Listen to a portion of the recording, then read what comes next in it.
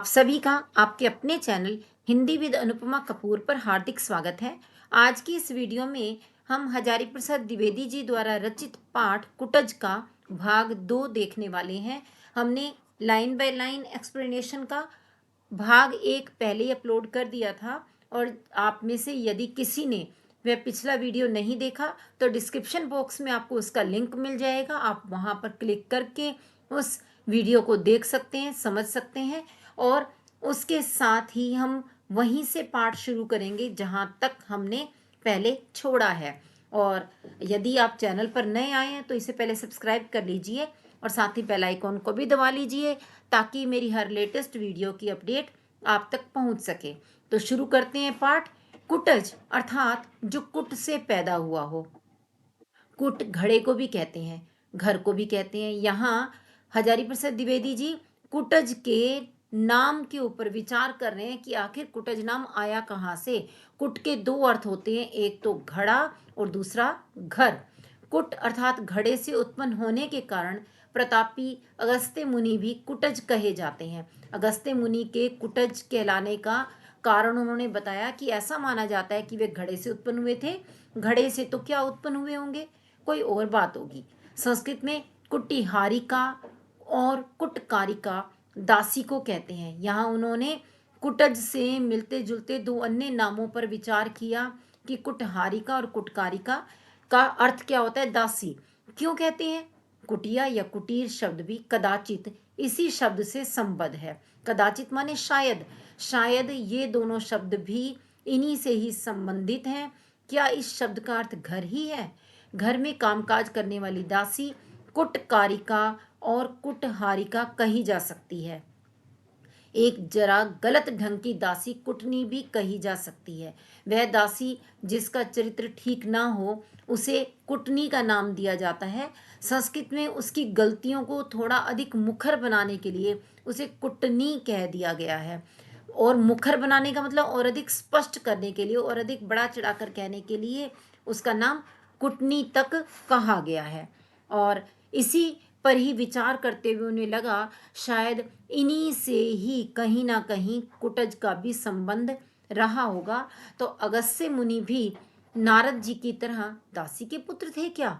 घड़े में पैदा होने का तो कोई तुक नहीं है, ना मुनि कुटज के सिलसिले में ना फूल कुटज के। तो उन्हें ऐसा लगता है कि मुनि घड़े से तो पैदा होने से रहे, तो ऐसे ही कुटज भी घड़े में तो पैदा नहीं होता। फूल गमले में होते अवश्य हैं, पर कुटज तो जंगल का सैलानी है। सैलानी मतलब वैसे तो टूरिस्ट को कहा जाता है, सैर करने वाला या रहने वाला। तो यानी कुटज भी जंगल का ही रहने वाला है, घड़े में उत्पन्न नहीं होता, गमले में उत्पन्न नहीं होता। उसे घड़े या गमले से क्या लेना देना। शब्द विचारोत्तेजक अवश्य है। शब्द विचारोत्तेजक, विचारोत्तेजक मतलब विचारों को उत्तेजित करने वाला, उद्वेलित करने वाला और अधिक बड़ा चढ़ाकर कह देने वाला। कहाँ से आया? मुझे तो इसी में संदेह है कि ये आर्य भाषाओं का शब्द है भी या नहीं। एक भाषा शास्त्री किसी संस्कृत शब्द को एक से अधिक रूप से प्रचलित पाते थे तो तुरंत उसकी कुलीनता पर शक कर बैठते थे। कुलीनता पर शक करने का मतलब यह है संदेह करना कि वास्तव में इसका मूल स्रोत क्या है, ये आया कहाँ से है। तो इस तरह से भाषा शास्त्री जो भाषा के ऊपर विचार विमर्श करने वाले विद्वान हैं, वे ऐसा देखते थे कि यदि कोई संस्कृत का शब्द अनेक भाषाओं में प्रचलित है तो वास्तव में वह कहाँ से आया होगा, इस पर वे अधिक खोजबीन करते थे। संस्कृत में कुटज रूप भी मिलता है और कुटज भी। तो संस्कृत में ये दोनों ही रूप पाए जाते हैं। मिलने को तो कूटज भी मिल जाता है। तो यह शब्द किस जाति का है? आर्य जाति का तो नहीं जान पड़ता। तो यहाँ पर कुटज या कूटज के ऊपर लेखक विचार कर रहे हैं कि क्या ये आर्य जाति का शब्द है या नहीं है। सिल्वा लेवी कह गए हैं कि संस्कृत भाषा में फूलों, वृक्षों और खेत, बागवानी के अधिकांश शब्द आग्नेय भाषा परिवार के हैं। सिल्वा लेवी एक प्रसिद्ध फ्रांसीसी भाषा शास्त्री हुए हैं जिन्होंने की भाषा के ऊपर बहुत अधिक खोजबीन की, अपना शोध कार्य किया और ये बताया कि संस्कृत भाषा में फूलों, वृक्षों और खेतों के बहुत सारे शब्द आग्नेय भाषा के हैं। अब आप सोचेंगे आग्नेय भाषा क्या है? आग्नेय भाषा है दक्षिण पूर्व के लोगों द्वारा बोली जाने वाली भाषा, या यूं कहें कि अग्निकोण की भाषा। अग्निकोण दक्षिण पूर्व दिशा को ही कहा जाता है। तो यह भी वहीं का तो नहीं। एक जमाना था जब ऑस्ट्रेलिया और एशिया के महाद्वीप मिले हुए थे। फिर कोई भयंकर प्राकृतिक विस्फोट हुआ और वे दोनों अलग हो गए।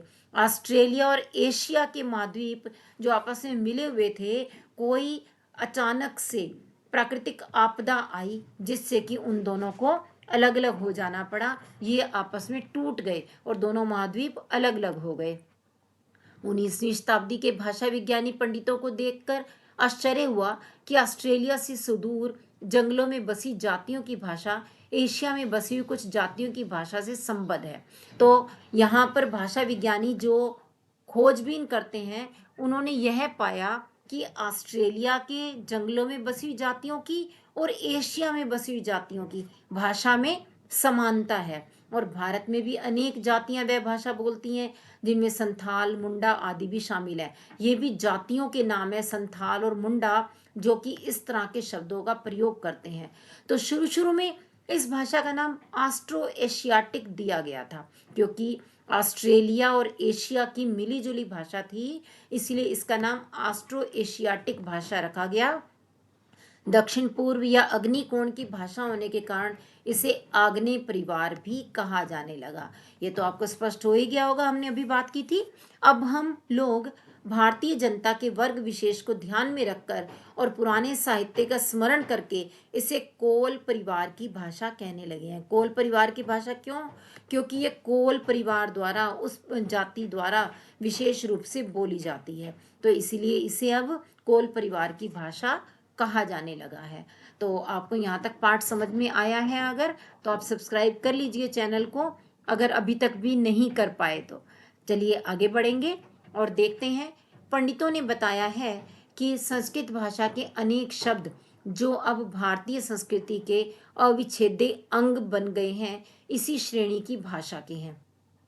पंडित ऐसा बताते हैं कि संस्कृत भाषा के बहुत से शब्द ऐसे हैं जो अब भारतीय संस्कृति में शामिल हो चुके हैं और अविच्छेद्य, जिनका विच्छेद ना किया जा सके, विच्छेद रहित, जिन्हें अलग ना किया जा सके, अब वे भारत की संस्कृति के अभिन्न अंग बन गए हैं।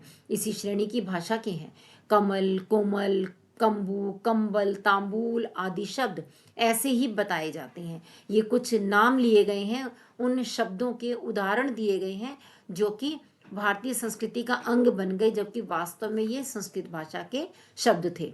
पेड़ पौधों, खेती के उपकरणों और औजारों के नाम भी ऐसे ही हैं। यानी यहाँ भारत की जो संस्कृति है, उसने हिंदी में अनेक प्रकार के शब्दों को अपने अंदर समाहित कर लिया है, जिसमें हर प्रकार के शब्द आते हैं, चाहे वो पेड़ पौधों के हों, खेती के उपकरणों के हों, औजारों के हों, ये सभी उसमें शामिल हो चुके हैं। कुटज भी हो तो क्या आश्चर्य है, जब इतने सारे शब्दों को यहाँ भारतीय भाषाओं में शामिल किया गया, तो कुटज को भी हो सकता है ऐसे ही शामिल किया गया। इसमें कुछ भी हैरान होने वाली बात नहीं है। संस्कृत भाषा ने शब्दों के संग्रह में कभी छूत नहीं मानी। यानी संस्कृत भाषा के द्वारा अनेक शब्दों को अपने अंदर समाहित किया गया। ना जाने किस किस नस्ल के कितने शब्द इसमें आकर अपने बन गए हैं। यहाँ अनेक स्रोतों से शब्द शामिल हुए हैं। पंडित लोग उसकी छानबीन करके हैरान होते हैं। संस्कृत सर्वग्रासी भाषा है। सर्वग्रासी मतलब सभी को अपने भीतर शामिल कर लेने वाली, सभी को अपना ग्रास बना लेने वाली, अपने अंदर मिला लेने वाली भाषा है। तो कुटज के नाम के ऊपर खूब विचार विमर्श हुआ और फिर वापस लेखक कुटज के रूप के ऊपर आ गया कि यह जो मेरे सामने कुटज का लहराता पौधा खड़ा है, वह नाम और रूप दोनों में अपनी अपराज्य जीवनी शक्ति की घोषणा कर रहा है। नाम में भी और रूप यानी उसकी शक्ल सूरत में भी, ये दोनों ही तरह से अपराज्य, जिसको कभी भी पराजित ना किया जा सके, ऐसी जीवनी शक्ति की ये घोषणा करता है। इसमें ऐसी जीवनी शक्ति है जो कभी भी ये हार नहीं मानता, इसीलिए यह इतना आकर्षक है। आकर्षक मतलब मनमोहक है। नाम है कि हजारों वर्ष से जीता चला आ रहा है। कितने नाम आए और गए, यानी बहुत से नाम ऐसे भी हैं जिनको हम भूल चुके हैं, जिनको याद तक नहीं करते, दुनिया उनको भूल गई, वे दुनिया को भूल गए। मगर कुटज है कि संस्कृत की निरंतर सफियमान शब्द राशि में जो जम के बैठा सो बैठा ही है। सफियमान, सफियमान यानी विस्तृत, व्यापक, जो संस्कृत की व्यापक शब्द राशि है, शब्द भंडार है, उसमें कुटज बहुत समय से विद्यमान है और आज भी यह कुटज के रूप में ही जाना जाता है। और रूप की तो बात ही क्या है। और अगर हम इसके बाहरी सौंदर्य की बात करें तो यह सबसे अलग है। बलिहारी है इस मादक शोभा की, मादक, मन को मोह लेने वाली इसकी जो शोभा है उस पर लेखक न्योछावर जाता है, बलिहार जाता है। चारों ओर कुपित यमराज के दारुण निश्वास के समान धधकती लू में यह हरा भी है और भरा भी। जैसे यमराज नाराज हो जाए, क्रोधित हो जाए और वह बहुत तेज तेज सांसें लेने लगे, जिससे कि लू के थपेड़ों के समान काफी गर्म गर्म सांसें बाहर निकलने लगे। तो ऐसी ही जब बिल्कुल सब कुछ जला देने वाली लू होती है, उसमें भी यह पौधा अपने आप को जीवित रखता है, हरा भरा रहता है और यह झुलसता नहीं, कभी भी हार मानता नहीं। इससे कुटज की विशेषताओं का भी हमें पता चल रहा है। दुर्जन के चित्त से भी अधिक कठोर पाषाण की कारा में रुद्ध अज्ञात जल स्रोत से बरबस रस खींचकर सरस बना हुआ है। दुर्जन के चित्त यानी किसी दुष्ट व्यक्ति के हृदय से भी अधिक कठोर पाषाण की कारा, पत्थर की जेल होती है, जो पत्थर की कैद होती है, उसमें रुद्ध माने रुका हुआ, जो अज्ञात यानी जिसके बारे में कुछ पता ही नहीं है, ज्ञात ही नहीं है, जल स्रोत, जल का भंडार, वहां से यह अपने आप ही रस को, जल को खींच कर ले आता है और अपना भोजन बना करके यह सरस बना रहता है, रस युक्त बना रहता है। तो इस तरह से कुटज की एक ऐसी विशेषता बताई गई कि कुटज पत्थरों के नीचे से अपने लिए भोजन खींच कर ला रहा है।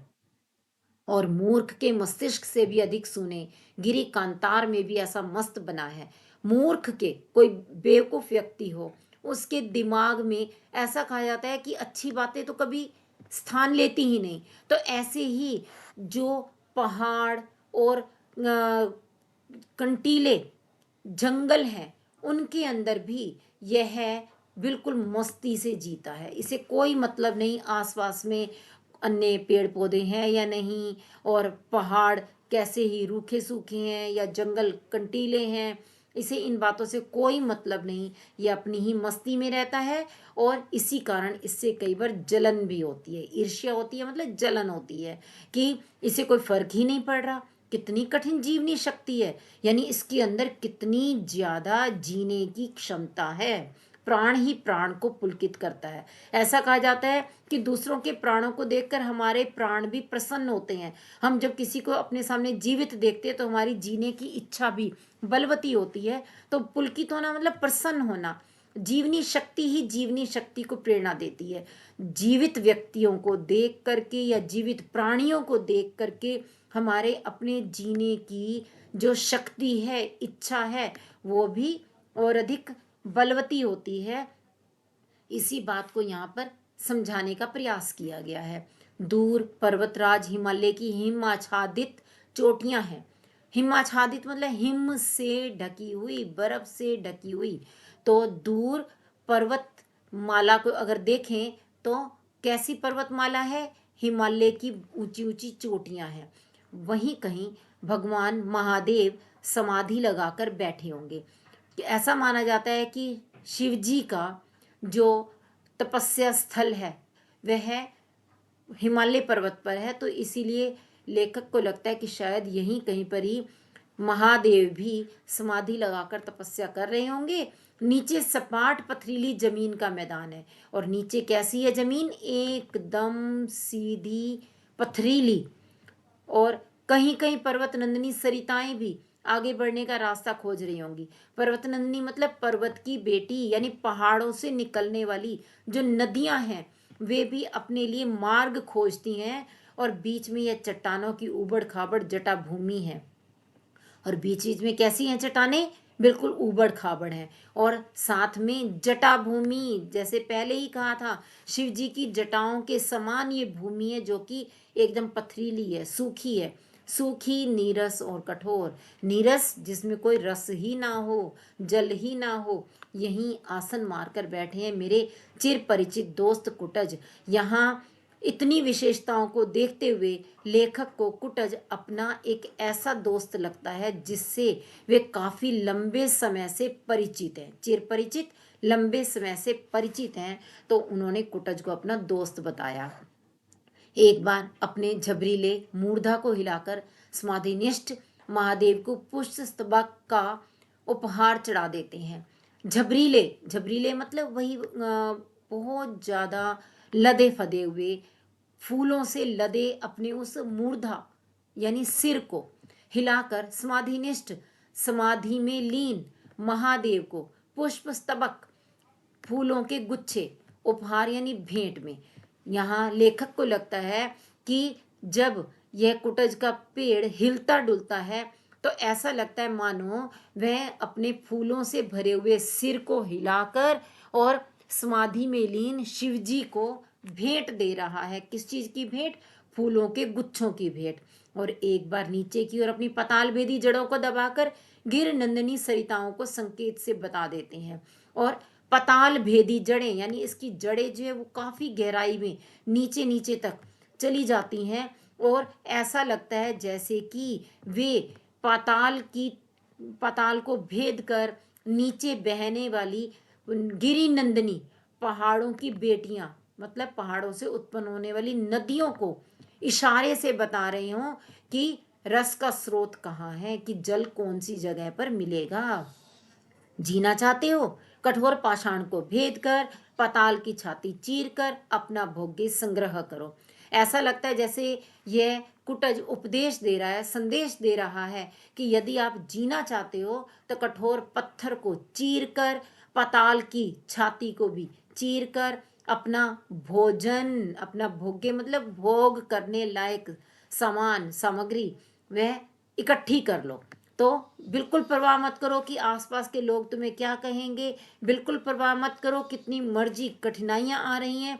जो तुम्हें चाहिए वो तुम हर तरह की विषम परिस्थितियों को सहते हुए भी इकट्ठा करो। वायुमंडल को चूस कर यानी आकाश में, वायुमंडल में, हवा में अपने लिए जो सामग्री है उसे प्राप्त करो। झंझा तूफान को रगड़ कर, झंझा मतलब आंधी, तेज आंधी को, तूफान को भी झेल करके अपना प्राप्य वसूल करो। जो तुम्हें प्राप्त करना है उसे लेकर के रहो। अपनी मंजिल की ओर बिल्कुल एकनिष्ठ रहो। पूरा ध्यान अपने उस उद्देश्य की ओर लगा दो। आकाश को चूमकर, आकाश की लहरी में झूमकर उल्लास खींच लो। तुम आकाश की ओर यानी गगनचुंबी होकर के आगे बढ़ो।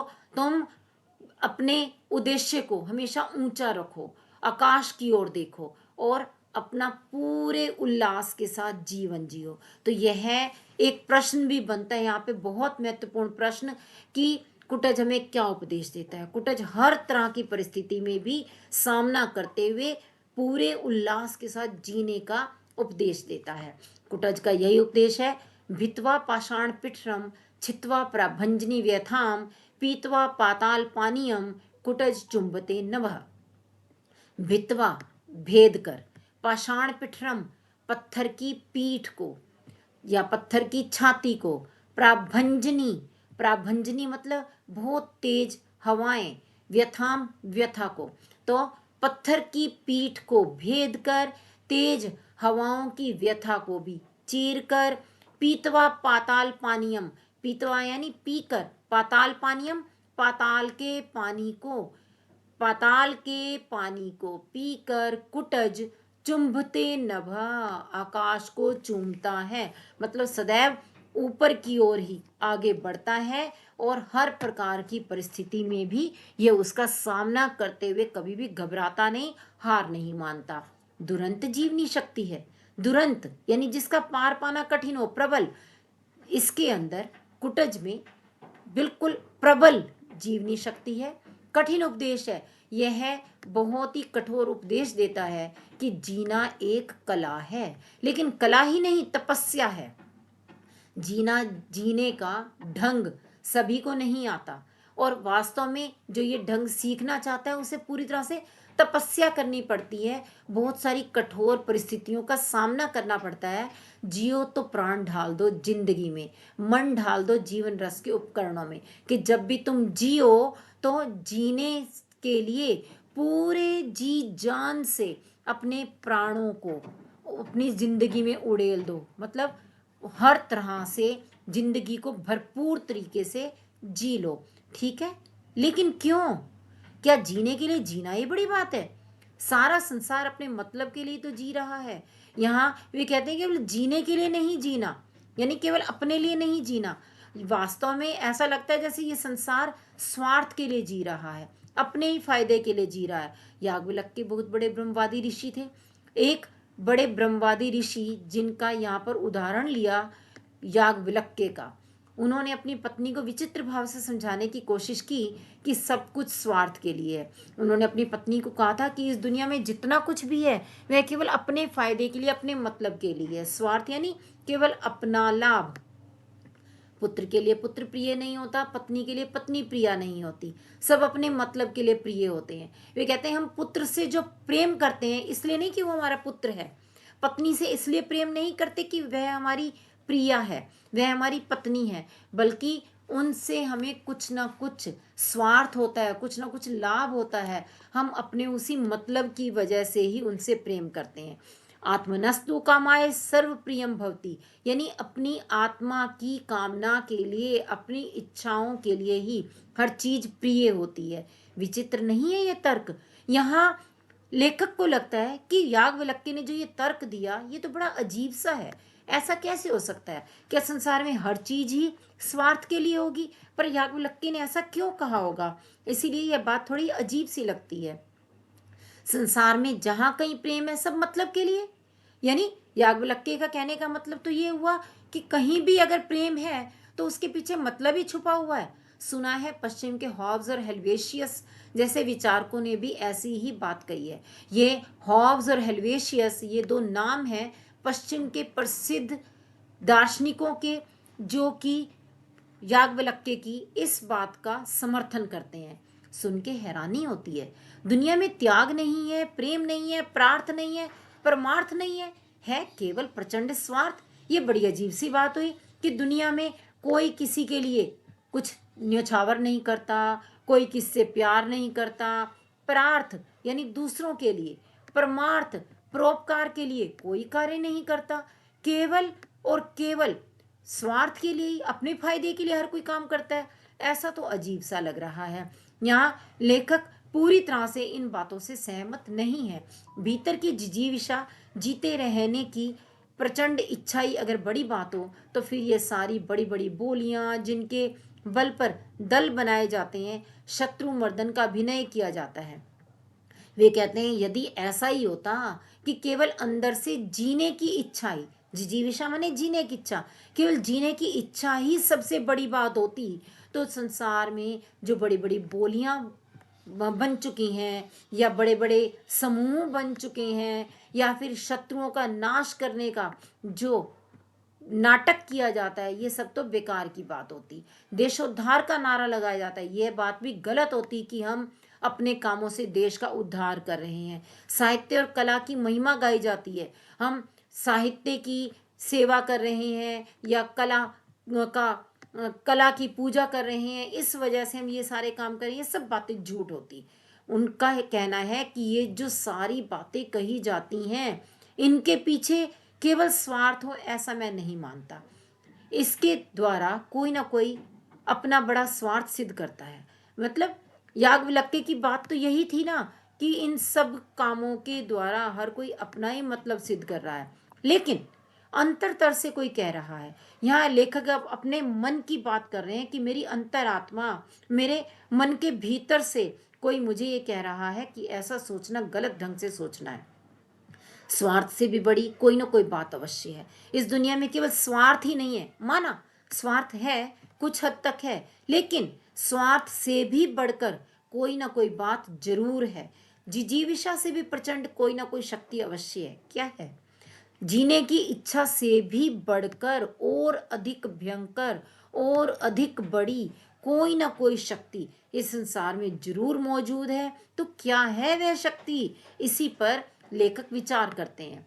याज्ञवल्क्य ने जो बात धक्का मार ढंग से कह दी थी वह अंतिम नहीं थी।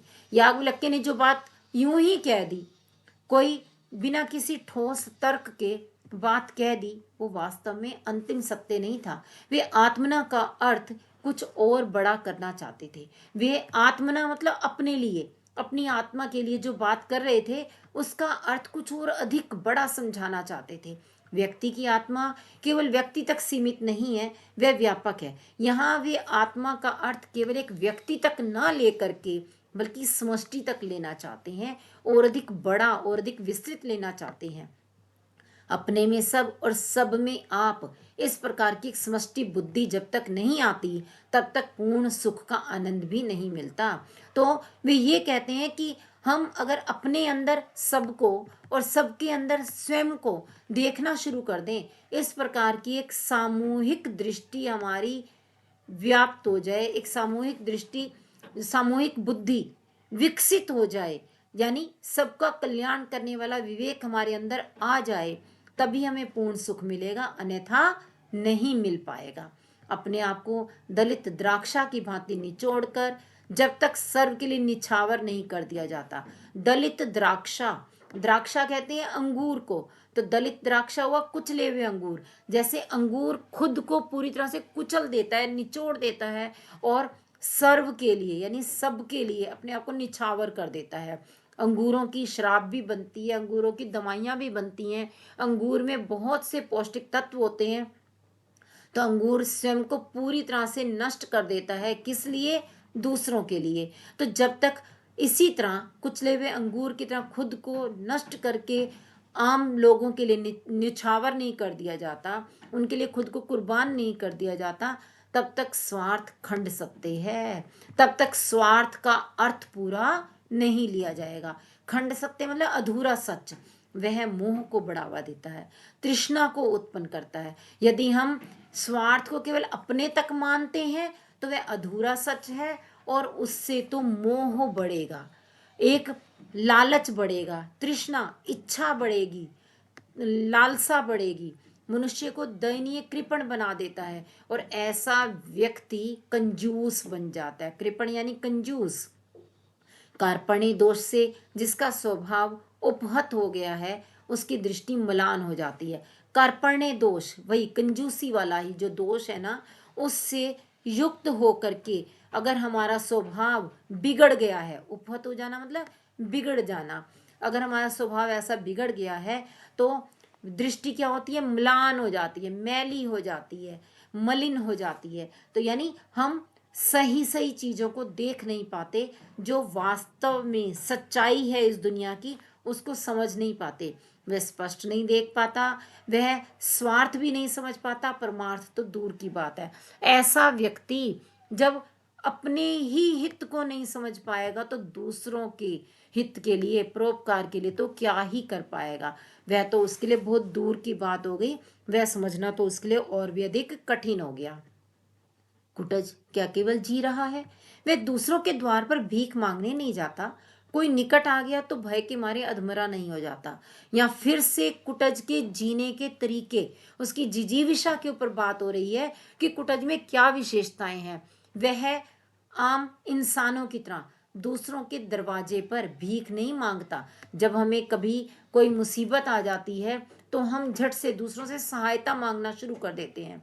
कोई निकट आ गया तो भय के मारे अधमरा नहीं हो जाता। यदि कोई हमारे पास में आकर हमसे सहायता मांगने लगे तो हम डर के मारे बिल्कुल अधमरे से हो जाते हैं कि हाय अब हमें इसको देना पड़ेगा कुछ ना कुछ।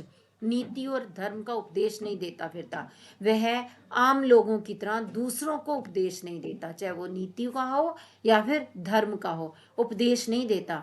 अपनी उन्नति के लिए अफसरों का जूता नहीं चाटता फिरता। यहाँ एक तरह से मनुष्यों पर ये व्यंग्य किया गया है कि आम मनुष्य अपने फायदे के लिए अपने से बड़े अधिकारियों की चापलूसी करते हैं। जूता चाटना मतलब चापलूसी करना, खुशामद करना, दूसरों को अवमानित करने के लिए ग्रहों की खुशामद नहीं करता। दूसरों को अवमानित करना, अवमानित भी मतलब वही होता है अपमान करना, और वह दूसरों का अपमान करने के लिए या दूसरों से खुद को और श्रेष्ठ साबित करने के लिए ग्रहों को शांत करता नहीं फिरता कि आज मंगल ग्रह को शांत करना है, आज शनि ग्रह को शांत करना है, राहु केतु के लिए ये पूजन करना है, ये मंत्र जाप करना है, ऐसा नहीं करता। आत्म उन्नति हेतु नीलम नहीं धारण करता। वह अपनी खुद की उन्नति के लिए, आत्म उन्नति मतलब अपनी खुद की उन्नति के लिए वह नीलम जैसे रत्न नहीं पहनता।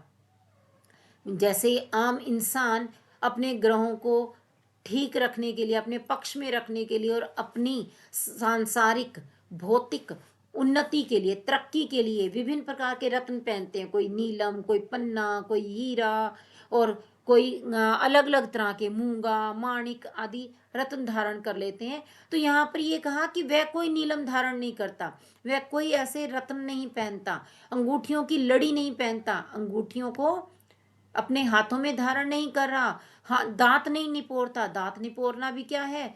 गिड़गिड़ाना। वह दूसरों के आगे गिड़गिड़ाता नहीं, बगले नहीं झांकता, वह दूसरों से घबरा कर इधर उधर देखता नहीं है। वह जीता है और शान से जीता है। काहे वास्ते, किस उद्देश्य से, कोई नहीं जानता, मगर कुछ बड़ी बात है, स्वार्थ के दायरे से बाहर की बात है। मतलब लेखक ये कहता है कि यहाँ पर इस सब के पीछे उसका जो भी मर्जी उद्देश्य हो, मगर इतना तो स्पष्ट है कि वह केवल अपने लिए ये सब नहीं कर रहा, स्वार्थ में नहीं फंसा हुआ। भीष्म पितामह की तरह अवधूत की भाषा में कह रहा है। अवधूत किसको कहते हैं? जो सन्यासी हो, योगी हो, वैरागी हो, जिसे दीन दुनिया से कोई मतलब नहीं।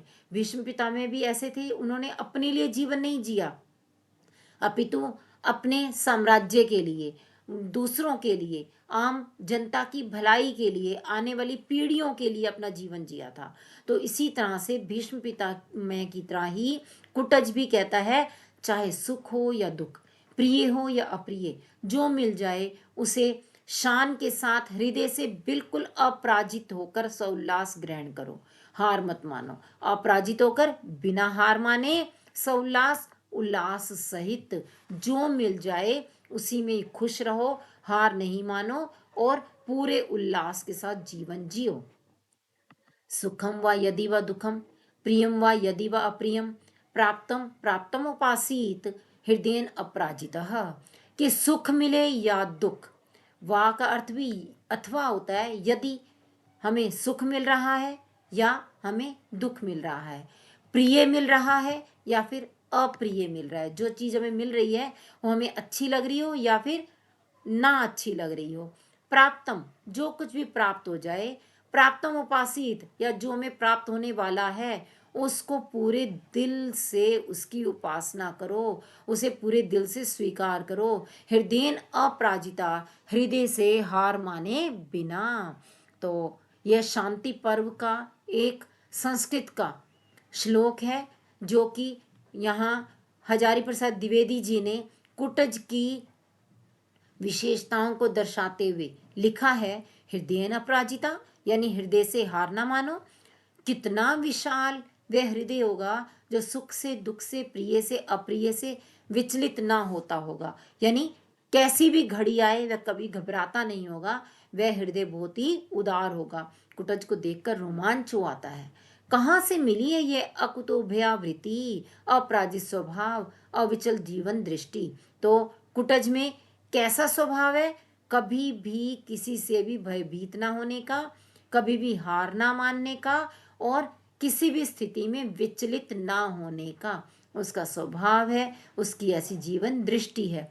जो समझता है कि वह दूसरों का उपकार कर रहा है वह अबोध है, जो समझता है कि दूसरे उसका अपकार कर रहे हैं वह भी बुद्धिहीन है। यानी जो लोग ऐसा सोचते हैं कि वो अपने कामों से दूसरों की भलाई कर रहे हैं, दूसरों का उपकार कर रहे हैं, वो अभी अज्ञानी है। और जो ऐसा समझते हैं कि दूसरे उनके लिए गलत कर रहे हैं, उनका नुकसान कर रहे हैं, वे भी बुद्धिहीन हैं। उनमें भी अभी शायद पूरी तरह से बुद्धि नहीं है, तभी वो ऐसा मान रहे हैं। क्योंकि वास्तव में कोई किसी का ना तो उपकार कर सकता है ना अपकार। हम अपने ही कर्मों से अपनी जिंदगी को बेहतर बना सकते हैं। कौन किसका उपकार करता है, कौन किसका अपकार कर रहा है, अपकार यानी बुराई और उपकार यानी भलाई। मनुष्य जी रहा है, केवल जी रहा है, अपनी इच्छा से नहीं, इतिहास विधाता की योजना के अनुसार। इतिहास विधाता मतलब ईश्वर। ईश्वर ने हमारे लिए जो भी निश्चित कर दिया, हम उसी के अनुसार ही अपना जीवन जिए चले जा रहे हैं। किसी को उससे सुख मिल जाए बहुत अच्छी बात है, नहीं मिल सका तो कोई बात नहीं, परंतु उसे अभिमान नहीं होना चाहिए। अभिमान यानी घमंड। हमें कभी भी अपने कर्मों का घमंड नहीं करना। सुख पहुंचाने का अभिमान यदि गलत है तो दुख पहुंचाने का अभिमान तो नित्रा गलत है। नित्रा गलत मतलब पूरी तरह से गलत। सुख और दुख तो मन के विकल्प हैं। सुखी वह है जिसका मन वश में है, दुखी वह है जिसका मन परवश है। परवश मतलब दूसरों के अधीन। जिसका मन दूसरों के अधीन है वह दुखी है, और जिसका अपने मन पर खुद पर ही नियंत्रण है, काबू है, वह सुखी है। परवश होने का अर्थ है खुशामद करना, दांत निपोरना, चाटुकारिता, हाँ हुजूरी। तो यहाँ पर जो लोग अपने मन पर काबू नहीं रख पाते, दूसरों के अधीन रहते हैं, वही ये सब काम करते हैं। क्या क्या करते हैं? खुशामद करते हैं, दूसरों के आगे गिड़गिड़ाते हैं, चापलूसी करते हैं, उनकी हाँ हुजूरी में लगे रहते हैं। जिसका मन अपने वश में नहीं है वही दूसरे के मन का छंदावर्तन करता है। छंदावर्तन मतलब होता है दूसरों के दोषों की छानबीन करना, दूसरों में दोष ढूंढना। जिसका मन अपने वश में नहीं होता वह दूसरों के दोष ढूंढता है, अपने को छिपाने के लिए मिथ्या आडंबर रचता है। मिथ्या आडंबर मतलब झूठे ढोंग रचता है, दिखावे के लिए अलग होता है, वास्तविकता कुछ और होती है। उसके कथनी और करनी में अंतर रहता है। दूसरों को फंसाने के लिए जाल बिछाता है। जाल बिछाना भी एक मुहावरा है, यानी अलग अलग तरह के प्रपंच करना ताकि दूसरे दुखी हो रहें। कुटज इन सब मिथ्याचारों से मुक्त है। मिथ्याचार झूठे आडंबरों से वह आजाद है, वह वशी है, अपने ऊपर ही अपना काबू रखने वाला है, वह वैरागी है, बिल्कुल निर्लिप्त है। वह राजा जनक की तरह संसार में रहकर संपूर्ण भोगों को भोग कर भी उनसे मुक्त है। वह यहाँ पर राजा जनक की तरह है। राजा जनक का उदाहरण क्यों दिया गया? क्योंकि ऐसा माना जाता है राजा जनक भले ही राजपाट करते थे, गृहस्थ थे, मगर वे हर तरह की मोह माया से दूर थे और बिल्कुल निस्वार्थ भाव से निर्लिप्त होकर के वे प्रजा की सेवा किया करते थे। जनक की ही भांति वह घोषणा करता है, मैं स्वार्थ के लिए अपने मन को सदा दूसरे के मन में घुसाता नहीं फिरता, इसलिए मैं मन को जीत सका हूं, उसे वश में कर सका हूं। यहाँ जनक की तरह ये घोषणा किसकी है? कुटज की। ना अहम आत्मार्थम इच्छामि मनो नित्यम मनोअंतरे मनो में निर्जितम तस्मात् वशे तिष्ठति सर्वदा। न अहम आत्मार्थम इच्छामि, न मीन्स नहीं, अहम माने मैं, आत्मार्थम अपने लिए, इच्छामि माने इच्छा करता हूँ, चाहता हूँ, मैं अपने लिए कुछ नहीं चाहता हूँ। मनो नित्यम, मनो अंतरे, मैं नित्य ही अपने मन के अंदर सवारी करता हूँ। मनो में निर्जितम, मेरे द्वारा अपने मन को काबू में कर लिया गया है। तस्मात् वशे तिष्ठति सर्वदा, और इसी कारण मैं सदैव स्थिर होकर के रहता हूँ। तो इसी बात को क्या कहा? कुटज अपने मन पर सवारी करता है, मन को अपने पर सवार नहीं होने देता। मनस्वी मित्र तुम धन्य हो। उसकी इन विशेषताओं को देखते हुए मन पर काबू पाने के कारण लेखक ने कुटज को मनस्वी कहा और अपना मित्र मानते हुए उसे कहा कि वाकई तुम धन्य हो जो तुम्हारे अंदर इतनी विशेषताएं हैं। तो इस प्रकार कुटज की इन विशेषताओं को समझ करके हम जीवन जीने का ढंग सीख सकते हैं और इसी से हमें हर प्रकार की परिस्थिति से लड़ने के लिए एक हिम्मत, एक साहस मिलता है। तो इसी के साथ ही ये पाठ समाप्त हुआ और आपको ये पाठ, मुझे आशा है कि अवश्य ही समझ में आ गया होगा। यदि फिर भी कुछ नहीं समझ में आया तो आप उसे कमेंट बॉक्स में लिख करके पूछ सकते हैं। इस पाठ की शब्दावली थोड़ी सी कठिन है, लेकिन यह ललित निबंध बहुत ही गहरे भावों से युक्त है। तो आपको ये वीडियो यदि पसंद आया इसे लाइक व शेयर जरूर कीजिएगा। हम फिर मिलेंगे अगले वीडियो में। धन्यवाद।